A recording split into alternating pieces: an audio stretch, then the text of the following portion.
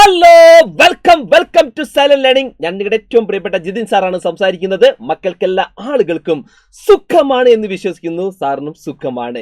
സാറിന് വന്നിട്ടുള്ളത് എന്താണെന്നറിയോ? നമ്മുടെ 7ാം ക്ലാസ്സിലെ ഫൈനൽ എക്സാമിന് നിർബന്ധമായി നമ്മൾ പഠിച്ചിരിക്കേണ്ട 2 പ്രധാനപ്പെട്ട ആക്ടിവിറ്റീസുമായിട്ടാണ് സാറ് വന്നിട്ടുള്ളത്.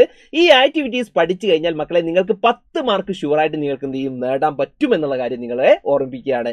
നിങ്ങൾ മനസ്സിലാക്കേണ്ട കാര്യം, വർഷങ്ങളായിട്ട് ചോദിച്ചു വരുന്ന 2 റിപ്പീറ്റഡ് ആയിട്ടുള്ള ക്വസ്റ്റ്യൻസ് കൂടിയാണ് ഇത്. നമുക്ക് എന്ത് ചെയ്യാം, ഓരോ പ്രധാനപ്പെട്ട ആക്ടിവിറ്റീസിലേക്കും പോകാം മക്കളെ. പ്രധാനപ്പെട്ട ആക്ടിവിറ്റീസ് നോക്കാം, അതിന്റെ ആൻസറും കൂടി നമുക്ക് എന്ത് ചെയ്യാം, നോക്കാം. നിങ്ങൾ റെഡി അല്ലേ? അങ്ങനെയെങ്കിൽ മക്കൾ നോക്കിക്കോളൂ. ഒന്നാമത്തെ ആക്ടിവിറ്റി എന്ന് പറഞ്ഞാൽ ഫസ്റ്റ് പ്രധാനപ്പെട്ട പ്രവർത്തനമാണ്. നോക്കണേ, ആദ്യം തന്നെ എല്ലാ എക്സാമിനും നമുക്ക് കാണാം ഒരു ഡിസ്ക്രിപ്ഷൻ നമുക്ക് തരാറുണ്ട് അല്ലേ? ഫസ്റ്റ് തന്നെ ആക്ടിവിറ്റി എന്ന് പറഞ്ഞ് ചെറിയൊരു ഡിസ്ക്രിപ്ഷൻ നമുക്ക് തരാം അല്ലേ? ഇങ്ങനെ ഒരു ഡിസ്ക്രിപ്ഷൻ നമുക്ക് തരാറുണ്ട്, എല്ലാത്തിലും നിങ്ങൾ കാണാറുണ്ട്. അത് ഇവിടെയും എന്ത് ചെയ്തിട്ടുണ്ട്, തന്നിട്ടുണ്ട്. ഒരു ഡിസ്ക്രിപ്ഷൻ നമുക്ക് എവിടെയും കാണാൻ പറ്റുന്നുണ്ട്. നമുക്ക് അതും ജസ്റ്റ് വായിച്ചു നോക്കാം. നിങ്ങൾ നോക്കിക്കോളൂ. Geographical features play a crucial role in shaping a life of region. Constantinople, the capital of Eastern Rome, was a place characterized by its location. അവിടെ പറയുന്നുണ്ട്, ഭൂമിശാസ്ത്രപരമായ പ്രത്യേകതകൾക്ക് ഒരു പ്രദേശത്തെ ജനജീവിതം രൂപപ്പെടുത്തുന്നതിൽ നിർണായകമായ പങ്കുണ്ട്.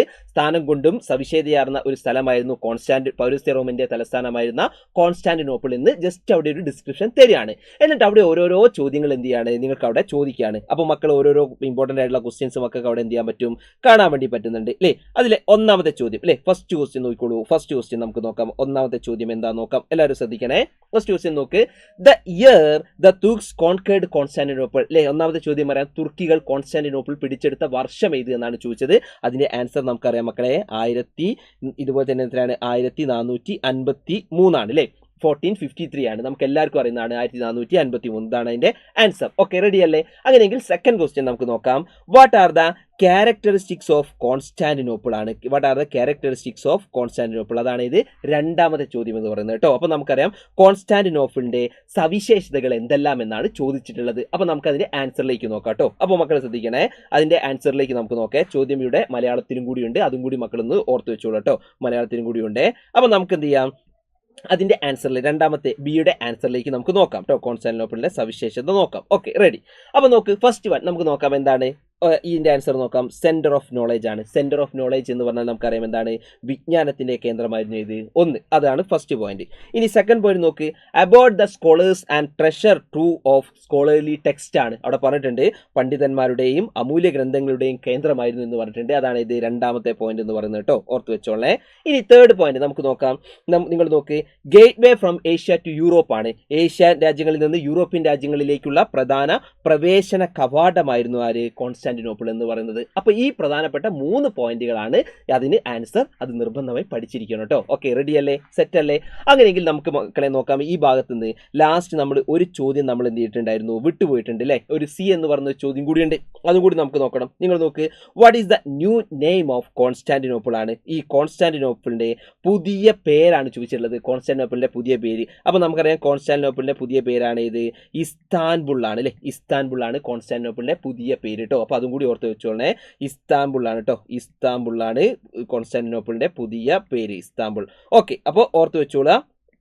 അപ്പോൾ മക്കളെ റെഡി അല്ലേ? 3 പ്രധാനപ്പെട്ട ചോദ്യങ്ങൾ റെഡി അല്ലേ? അപ്പം ഒരു ആക്ടിവിറ്റി, അതിലെ പ്രധാനപ്പെട്ട 3 ചോദ്യങ്ങൾ നിർബന്ധമായി പഠിച്ചോളണം. ഇത് 5 മാർക്കിന് വരെ ചോദിക്കുന്നതാണ് കേട്ടോ. ഓക്കെ, അങ്ങനെയെങ്കിൽ നമുക്ക് എന്ത് ചെയ്യാം, നെക്സ്റ്റ് നമുക്കിനി അടുത്ത ചോദ്യത്തിലേക്ക് പോകാം, രണ്ടാമത്തെ ആക്ടിവിറ്റിയിലേക്ക് പോകാം. ഇവിടെ ഞാൻ പറഞ്ഞല്ലോ, ഒരു ആക്ടിവിറ്റി തുടങ്ങുമ്പോൾ ആദ്യം തന്നെ നിങ്ങൾക്ക് ചെറിയൊരു ഡിസ്ക്രിപ്ഷൻ നിങ്ങൾക്ക് തരാറുണ്ട്. ഇതുപോലെ ഒരു ഡിസ്ക്രിപ്ഷൻ നിങ്ങൾക്ക് തരും, എന്നിട്ടാണ് അവർ ചോദ്യങ്ങൾ ചോദിക്കാറുള്ളത്. അപ്പോൾ നമുക്ക് ആ ഡിസ്ക്രിപ്ഷൻ ജസ്റ്റ് ഒന്ന് വായിക്കാം. നിങ്ങൾ ശ്രദ്ധിച്ചോളൂ, പ്രധാനപ്പെട്ട ഡിസ്ക്രിപ്ഷൻ ഇതാണ്. The British appointed Indians as their soldiers. They are called sepoys. Their living conditions were miserable and they had to lead a hard life. This provoked them to rebel. അല്ലേ? നമുക്കറിയാം ബ്രിട്ടീഷുകാർ ഇന്ത്യക്കാരെ സൈനികരായി നിയമിച്ചിരുന്നു. അവരെ വിളിച്ചിരുന്ന പേരാണ് ശിപ്പായിമാർ എന്നായിരുന്നു അവർ വിളിച്ചിരുന്നത്. അവരുടെ ജീവിത സാഹചര്യങ്ങൾ ദയനീയമായിരുന്നു. അവർക്ക് കഠിനമായ ജീവിതം നയിക്കേണ്ടി വന്നിരുന്നു. ഇത് അവരെ കലാപത്തിലേക്ക് നയിച്ചിരുന്നു എന്നുള്ളത് ഓർത്തിരിക്കുക. ഇതൊരു ചെറിയൊരു ഡിസ്ക്രിപ്ഷൻ ആണ്. 1857 കലാപം അല്ലെങ്കിൽ 1857 റിവോൾട്ടിനുള്ള പ്രധാനപ്പെട്ട കാര്യങ്ങളാണ് പറഞ്ഞിട്ടുള്ളത്.